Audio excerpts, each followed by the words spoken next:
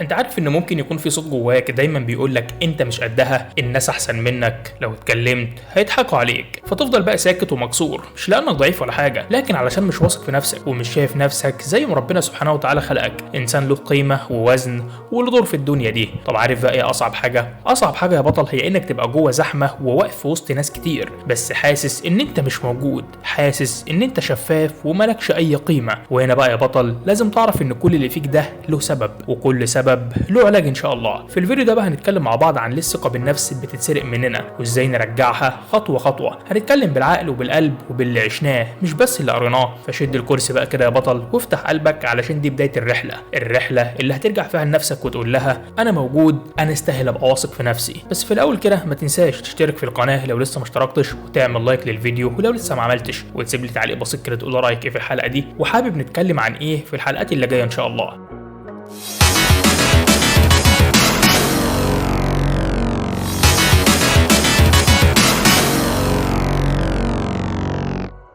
السبب الاول معانا النهارده بقى، واللي ممكن يكون من الاسباب الرئيسيه لمشكله ضعف الثقه بالنفس، هو الفشل المتكرر والحماس اللي بيموت واحده واحده. عارف يا صاحبي لما بتحاول مره واثنين وثلاثه وكل مره الدنيا توقعك، ساعتها بقى بتحس كده ان انت بتجري في سكه مش بتاعتك، وتقول لنفسك ما انا جربت وفشلت، يبقى واضح ان انا مش نافع تاني. المشكله بقى انك مع كل تجربه فاشله بتخزن جوه دماغك فكره انا مش قادر، انا مفيش فايده مني. وهنا بقى يا صاحبي لازم تعرف ان دي مش مجرد فكره، لانها مع الوقت بتتحول عقيده جواك، وكل ما تيجي تبدا من جديد العقيده دي تطلع لك وتقول لك بلاش تفضح نفسك تاني. الابحاث في علم النفس بتاكد على ان الفشل لو ما تفهمش صح بيتحول لحاجز نفسي يخليك تتجنب اي محاوله بعد كده. يعني انت هنا مش بس بتفشل، لا ده انت كمان بتبطل تحاول اصلا، وده على فكره اخطر من الفشل نفسه. الحقيقه بقى يا بطل اللي لازم تعرفها ان مفيش حد نجح من اول مره، وان اي حد نجح في حياته لازم قبلها يكون وقع كتير قوي، بس الفرق بقى انه ما خلاش الوقعه دي تاثر عليه، لكنه خلاها تعرفه هو محتاج يتعلم ايه بالظبط. وكمان لازم تعرف ان ربنا سبحانه وتعالى ما خلقناش علشان ننجح في كل خطوه، ربنا سبحانه وتعالى خلقنا علشان نجرب ونتعلم ونكمل. ولو الفشل كان دليل على انك وحش يبقى ما فيش ولا عظيم في التاريخ كان نافع. وعلشان تبدا تعالج الحته دي بقى يا بطل لازم تغير مفهومك الاول عن الفشل. يعني ما تقولش لنفسك مثلا انا فشلت، لانك ممكن تبدلها وتقول انا اتعلمت حاجه جديده. واعمل لك يا عم عاده بسيطه كده تساعدك كل ما تقع. يعني كل ما تقع مثلا اكتب 3 حاجات اتعلمتهم من التجربه دي، حتى لو الحاجات دي كانت بسيطه جدا، زي مثلا انك عرفت ان الطريقه دي ما بتنفعش، او انك كنت محتاج وقت اكتر، او انك كنت محتاج دعم من حد تاني. والاهم بقى يا صاحبي انك ما تحكمش على نفسك من تجربه واحده، لان النجاح مش سباق، النجاح رحله فيها مطبات وفيها لفات. بس اهم حاجه بقى ان انت تكمل وابدا من تاني بس بعقليه جديده. وصدقني يا بطل مجرد انك بتقوم بعد كل مره بتقع فيها ده لوحده علامه قوه مش ضعف. السبب التاني بقى معانا النهارده هو المقارنه المستمره، وده يا صاحبي السر الخفي ورا اي احباط. بص يا بطل مفيش حاجه بتاكل الثقه بالنفس من جوه قد المقارنه، خصوصا دلوقتي في عصر السوشيال ميديا. حكايه انك تصحى من النوم تفتح موبايلك وتلاقي واحد مسافر، والتاني لابس براندات، والتالت جاب عربيه، والرابع جسمه رياضي، وتقعد بقى تبص لنفسك وتقول هو انا عايش ليه اصلا؟ وبالمناسبه يا بطل عملنا حلقه عن موضوع السوشيال ميديا ده اسمها اتحرر دلوقتي من سجن السوشيال ميديا، ممكن بعد ما تخلص الحلقه دي تروح تشوفها. المفروض بقى يا صاحبي وقبل ما تقارن نفسك بحد تقف كده وتشوف هل المقارنه دي سليمه ولا لا، وده لانك بتقارن بين الحقيقه اللي عندك وبين الصوره اللي هم عايزينك تشوفها. وده بكل بساطه لانك شايف لقطه واحده بس من حياتهم، مش الفيلم كله، شايف اللحظه اللي هم اختاروها مش كل اللي مروا بيه. الابحاث في علم النفس هنا يا صاحبي بتاكد ان المقارنه الزايده دي بتعمل حاجتين. الحاجه الاولى بتخليك تحس ان انت قليل جدا، والحاجه الثانيه بتخلي نظرتك لنفسك دايما سلبيه. وكمان ما تنساش ان ربنا سبحانه وتعالى ما خلقش الناس كلها على نفس المستوى ولا في نفس الظروف ولا في نفس النعم، فمش منطقي خالص ان انت تحكم على نفسك بمقياس غيرك. يعني مثلا اللي معاه فلوس ممكن يكون مفتقد راحه البال، واللي عنده شهره ممكن يكون تايه، واللي جسمه رياضي ممكن يكون بيمر بازمه نفسيه. على فكره يا صاحبي انت كمان ممكن تبقى اغنى واحد في حاجات هم مش حاسين بيها اصلا، زي نيتك او ضميرك او حب الناس ليك او رضاك او حتى الاصرار اللي موجود عندك. طب نحل الموضوع ده بقى ازاي؟ اول حاجه يا بطل قلل السوشيال ميديا لو بتاثر عليك بالسلب. تاني حاجه ممكن تعملها انك تقارن نفسك بنفسك، يعني اسال نفسك مثلا انا كنت فين من سنه واتغيرت في ايه. وتالت حاجه بقى يا صاحبي كل يوم الصبح اكتب حاجه واحده تحمد ربنا سبحانه وتعالى عليها جوه نفسك، حتى لو كانت الحاجه دي بسيطه جدا، زي انك مثلا بتساعد اهلك او انك بتسعى او انك محترم. وخلي بالك يا صاحبي ان المقارنه اللي بتخليك تتحمس دي حاجه كويسه جدا، جدا، لكن المقارنه بقى اللي بتحبطك وتكسر ثقتك في نفسك دي لازم توقفها فورا، لان كل واحد فينا له طريق، ولو فضلت بقى تبص في سكه غيرك هتضيع وقتك وهتتعب من غير ما توصل لاي حاجه في حياتك. علشان كده بقى يا صاحبي ركز في نفسك وركز على كل خطوه صغيره بتعملها وشجع نفسك عليها، علشان دي طريقتك لبناء الثقه اللي بتدور عليها بجد. السبب الثالث بقى معانا هو الخوف من راي الناس. انا هنا يا بطل بكلمك عن السجن اللي بنحبس فيه نفسنا بايدينا. بص يا صاحبي، واحده من اكتر الحاجات اللي بتكسر الثقه بالنفس هي انك تفضل طول الوقت قلقان من ان الناس شايفاك ازاي. يعني مثلا قبل ما تتكلم تقعد تفكر وتقول طب لو قلت كده هيضحكوا عليا ولا هيقولوا ايه، يا ترى هيحرجوني ولا لا. وساعات بقى يا صاحبي تلاقي نفسك عاوز تعمل حاجه فعلا بس بتمسك نفسك وتقول لا لا لا لا بلاش، مش ناقص كلامهم. وساعتها بقى يا صاحبي انت مش بس ما عملتش اللي نفسك فيه، ده انت كمان بتحبط اكتر وبتحس انك ضعيف قدامه. الابحاث بقى في علم النفس بتقول ان الخوف من راي الناس بيرتبط بحاجه اسمها قلق التقييم. يعني عقلك بيخليك دايما تحس ان انت تحت المراقبه وان اي تصرف منك هيكون محل تحليل او سخريه. لكن الحقيقه بقى ان الناس مشغوله بنفسها اكتر مما تتخيل، وكل واحد بيفكر في نفسه بس، ومفيش حد فاضي يركز في كل نفس بتاخده. وكمان لازم يا صاحبي تعرف ان ربنا سبحانه وتعالى خلقك علشان تعبده مش علشان تعبد الناس. يعني لو كل تفكيرك رايح في ارضاء الناس يبقى انت بتضيع وقتك ومجهودك في معركه ملهاش ريحه اللازمه، وده لان الناس عمرها ما هترضى عنك طول الوقت. وساعات كمان اللي بينتقدوك دول ممكن يكونوا خايفين يجربوا اصلا، فيقعدوا بقى يتريقوا على اي حد عنده شجاعه انه يبدا. يعني المشكله يا صاحبي مش فيك ولا حاجه، المشكله فيهم هم. طب نبدا نعالج النقطه دي بقى ازاي؟ بص يا بطل، اول حاجه كده اعمل دايره صغيره من الناس اللي بتشجعك. يعني كفايه مثلا يكونوا 2 أو 3 بيحبوك بصدق، واسالهم عن رايهم وخلي رايهم ده يا صاحبي هو اللي يهمك. تاني حاجه بقى ممكن تعملها، جرب تقول رايك في حاجه بسيطه، يعني مثلا في الكومنتات او في وسط اصحابك او في الشغل، وابدا بحاجه صغيره، وساعتها بقى يا صاحبي هتلاقي ان مفيش حد كلك ولا حاجه، ومن هنا بقى هتبدا تبني ثقتك واحده واحده. اما تالت حاجه بقى فهي فكر وشوف ايه اسوأ حاجه ممكن تحصل. هتلاقي ان اسوأ حاجه ممكن تحصل يا صاحبي ان حد ممكن يضحك عليك او حد يرد رد سخيف، بس على فكره ايه يعني هيحصل ايه لو حد ما عجبوش كلامك؟ ولا اي حاجه، الدنيا هتمشي عادي وانت هتفضل موجود واقوى من الاول كمان. على فكره يا صاحبي الناس مش لازم تحبك، بس انت اللي لازم تحترم نفسك وتثق فيها كمان.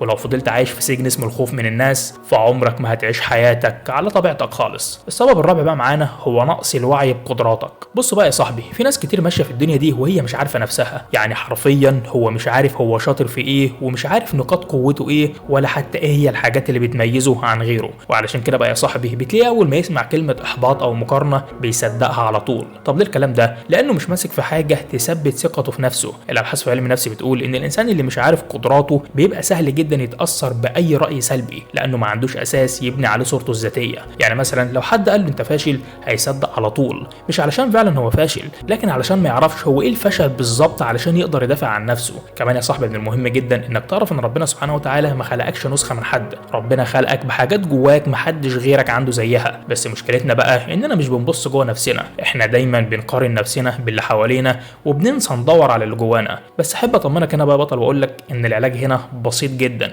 بس محتاج تركيز شويه. يعني اول حاجه مثلا ممكن تعملها هي انك تقعد مع نفسك وتكتب كل الحاجات اللي بتحب تعملها وكل حاجه بتحس ان انت شاطر فيها حتى لو كانت بسيطه جدا. يعني مثلا لو بتعرف تسمع لغيرك كويس اكتب انك بتعرف تسمع لغيرك كويس، ولو بتعرف تفكر في حلول اكتب ده، حتى لو دمك خفيف يا عم اكتب ده كمان.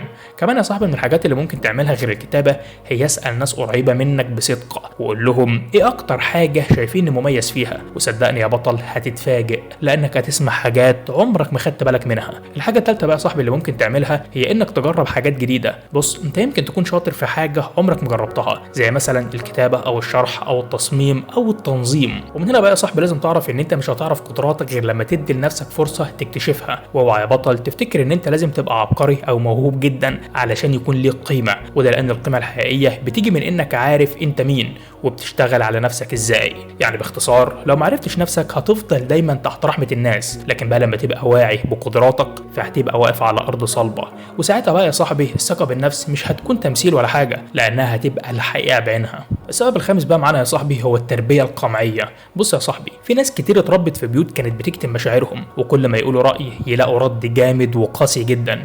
اسكت انت ما بتفهمش، انا اكبر منك وافهم عنك، العيال ملهاش رأي. المشكله بقى يا بطل ان مع التكرار الطفل بيتعلم حاجه واحده وهي اسكت، خليك في حالك، بلاش تعبر. المشكله هنا بقى يا صاحبي ان الطفل ده لما بيكبر بيفضل جواه احساس ان هو مش مهم وان صوته ملوش اي قيمه، فيبدا يحس بقى ان هو مش قادر يقف قدام الناس ومش عارف يعبر عن نفسه، وكل ما يجي يواجه موقف عقله يقول له اسكت احسن ما تتبهدل.